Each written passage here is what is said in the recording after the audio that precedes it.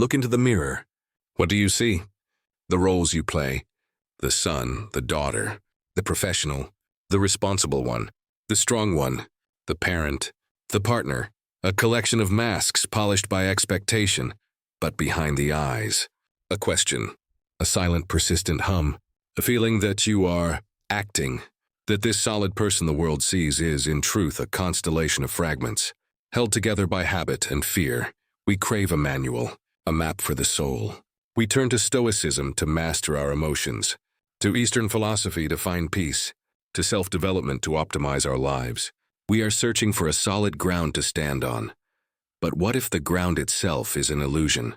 What if our deepest suffering comes not from our confusion, but from our desperate, frantic attempt to escape it? Today, we are not going to give you another map.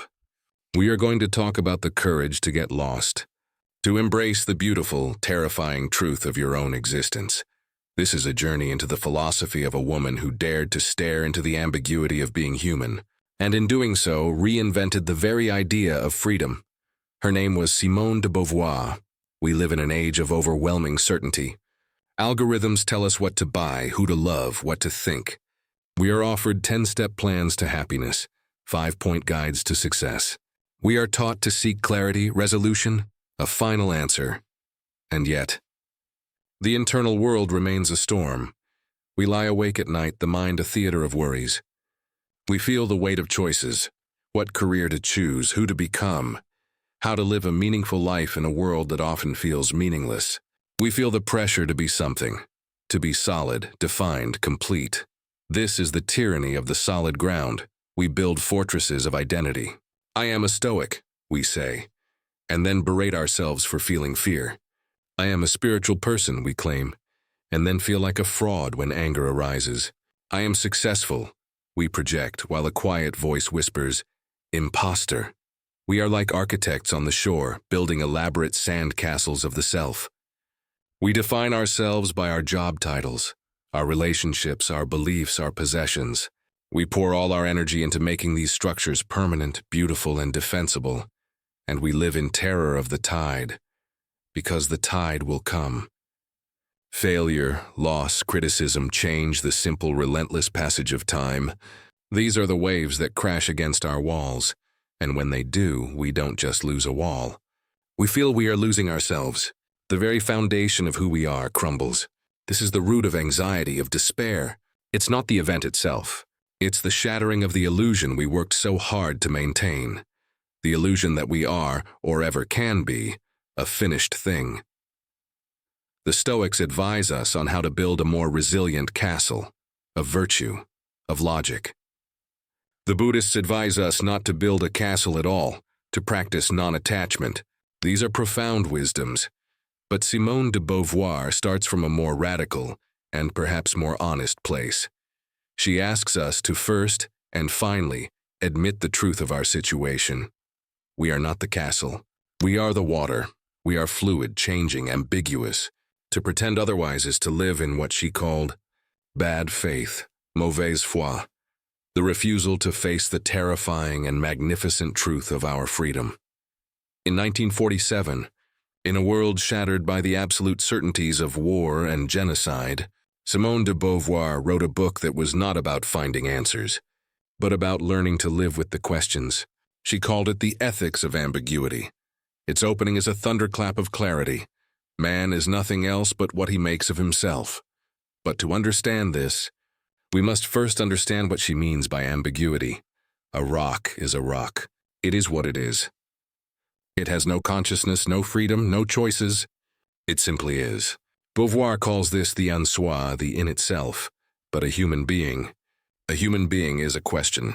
We are consciousness. We are a freedom that is always projecting itself into the future. We are not a thing, we are a project. We are what we are not yet. Beauvoir calls this the pour soi, the for itself. This is our ambiguity. We are a body, a thing of flesh and bone, subject to decay, to biology, to the laws of physics. And yet we are a consciousness that can transcend this body, that can imagine, choose, rebel, and create meaning. We are both the rock and the wind, the prison and the key. This ambiguity is not a flaw. It is the very condition of our existence. It is the chrysalis from which all meaning, all art, all love, and all freedom must emerge. The problem, Beauvoir says, is that we find this freedom unbearable. It is a weight. To be free is to be responsible, to be without excuse, and so we flee from it. We seek to deny our freedom. This flight, this denial, is what she names bad faith. In bad faith, we pretend to be things. We say this is just who I am. We hide behind our past, our traumas, our horoscopes, our social roles. We make ourselves into objects to escape the dizzying responsibility of being a subject, a creator, of our own lives. It is the serious man who treats the values of the world as a given, unchangeable scripture. He never asks why. He only asks how. He is the ultimate escape artist from freedom. But there is another, more subtle form of bad faith. It is the person who recognizes their freedom but refuses its consequences. The person who drifts, who never commits, who treats life as a mere spectacle. They are free, but their freedom is sterile, empty, because it is never exercised in the world. So what is the way out? If we are neither the rigid rock nor the formless drift, what are we? We are the river. The river does not deny its nature. It embraces its flow. It uses its current to shape the world, and allows the world to shape its path. It is dynamic, creative, and engaged. This, for Beauvoir, is the path of authenticity, to will oneself free. But here is her most crucial and most beautiful insight. To will oneself free is not enough, because my freedom is inextricably tied to yours. To will oneself free is to will others free. My freedom, if it is truly free, must will the freedom of all other human beings. If I treat others as objects, as things to be used, I am not only harming them, I am reinforcing the logic of the object world. I am making a world where I, too, can be treated as an object. I am living in bad faith on a societal scale. My own liberation is a hollow victory if it is built on the subjugation of others. This is the bridge. This is the moment when a philosophy of the self becomes a philosophy for the world. This is the spark that ignited her monumental work, The Second Sex. So how do we live this? How do we move from the theory of ambiguity to the practice of freedom? How do we stop building sandcastles and learn to swim? Begins with a simple but profound shift in perspective. From being a noun to being a verb. You are not a thing, you are a becoming.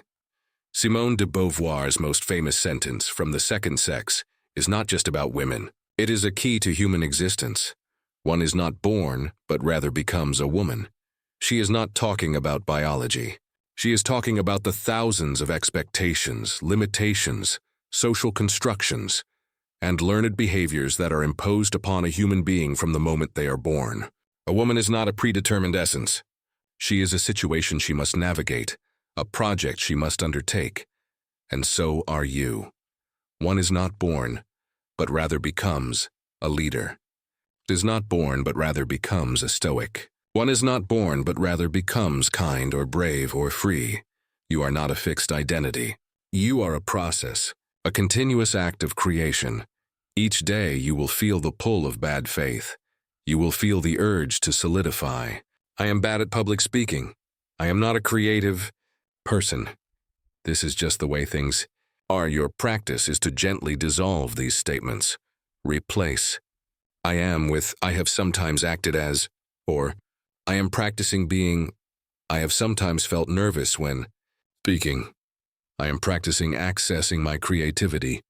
I am questioning why things are this way. This is not positive thinking. It is ontological truth-telling. You are reclaiming your verb nature. Remember, your freedom is bound to the freedom of others. Every interaction is a microcosm of this ethic. When you are in conflict, ask yourself, am I trying to win, to make this person into an object that validates my position? Or am I willing to engage with a free, ambiguous consciousness different from my own? This is immensely difficult. It requires us to abandon the comfort of being right, demands that we see the other not as a character in our story, but as the author of their own. Choose one conversation today where you will practice this. Listen not to rebut, but to understand. Speak not to dominate, but to connect. In that space, both of you become more free. Beauvoir says we all have a fundamental project, a central driving way in which we engage with the world and create meaning. It's not a job title. It's your unique way of pouring your freedom into the world. Is your project to create beauty, to seek truth, to foster connection, to alleviate suffering, to protect the vulnerable? Your fundamental project is your compass in the sea of ambiguity. When you are lost, you don't look for solid ground. You realign with your project. You ask, what action right now would be an expression of my project to create connection? To seek truth? Your project is the current of your river. It gives your freedom direction and power. Now, come back to the mirror, look again. See the cracks not as fractures but as rivers. See the fragments not as broken pieces but as facets of a brilliant, complex, and evolving diamond. The anxiety you feel is not a sign that you are broken. It is the tremor of your own freedom, knocking against the walls of the prison you built for it. The uncertainty is not your enemy. It is the very space in which your choices become meaningful. Close your eyes for a moment. Feel the weight of your body in the chair. The solidity, the thingness. You are here. You are real. Now feel the space behind your eyes. The thoughts arising and passing. The memories, the hopes, the fears. The endless flowing stream of consciousness. You are this too. You are both. You are the anchor and the ocean. To be in bad faith is to cling only to the anchor and pretend the ocean does not exist, or to drift in the ocean and deny the weight of the anchor that gives you traction. Authenticity is to feel the pull of the anchor and the vastness of the ocean simultaneously. It is to accept the beautiful, creative tension of being human. This is the inner shift. It is not an arrival at a destination. It is a homecoming to the journey itself. It is the understanding that you will never be done. You will never be a finished masterpiece. You are and always will be a work in progress. And in that, you share the most fundamental bond with every other human being on this planet. We are all unfinished. We are all becoming. And in that shared, ambiguous space, true compassion is born. So we end where we began, not with an answer, but with a deeper relationship to the question. The wisdom of Simone de Beauvoir does not give you a shield to protect you from life. It invites you to put down the shield, to feel the rain on your skin, to feel the sting of the wind, to feel the terrifying and exhilarating truth that you are alive, and that to be alive is to be free. The castle was never your home. The sand was only ever meant to be moved by the sea. Your freedom is not a burden to be endured.